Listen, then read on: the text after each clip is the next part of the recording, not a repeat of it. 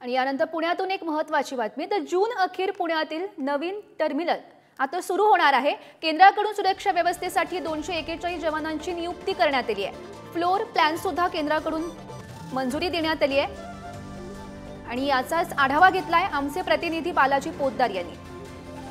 पुणेकरांच्या प्रतीक्षेत असलेल्या नवीन टर्मिनलला जून अखेर सुरुवात होणार आहे। 241 जे जवान आहेत केंद्रीय सुरक्षा व्यवस्थेचे ते देण्याचं मान्य केलेलं आहे केंद्राने आणि त्या नियुक्तीसाठीच हे सगळं जो टर्मिनल रेडी असताना देखील त्याच्या उद्घाटनाला वेळ लागत होता किंवा वापरण्यासाठी बंदी करण्यात आलेली होती। मात्र आता या सगळ्या विमानतळावरून सगळी जी व्यवस्था आहे ती तयार करण्यात आलेली आहे।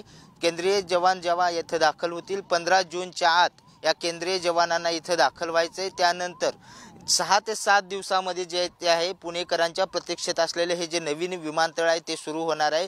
त्यामुळे पुणेकरांची मोठी सोय होणार आहे। आता जे हवाई दलाचं विमानतळ आहे ते छोटं पडत असल्याने या नवीन विमानतळ टर्मिनलचा जो विस्तार आहे तो विस्तार करण्यात आलेला आहे आणि त्या विस्तारानंतर संपूर्ण तयारी झाली असताना फक्त केंद्राच्या काही मंजुऱ्या येणं बाकी होतं त्या आता प्राप्त झालेल्या आहेत। 15 जूनपर्यंत जे महत्त्वाची सुरक्षा व्यवस्थेसाठी जवान लागणार होते ते जवान 241 जवान जे आहेत ते दाखल होणार आहेत। त्यानंतर 7 ते 8 दिवसामध्ये इथल्या सगळ्या व्यवस्था उभ्या केल्या जाणार आहेत, हॉटेल उभे केले जाणार आहेत, कपड्याचे दुकान उभे केले जाणार आहेत आणि त्या सगळ्या मंजुरीनंतर या महिन्याच्या अखेरीस पुणेकरांना नवीन टर्मिनलवरून प्रवास करण्यासाठी प्रवेश खुला करण्यात येणार आहे। व्हिडिओ जर्नलिस्ट अनिल गजलेसह बालाजी पोद्दार, पुढारी न्यूज, पुणे।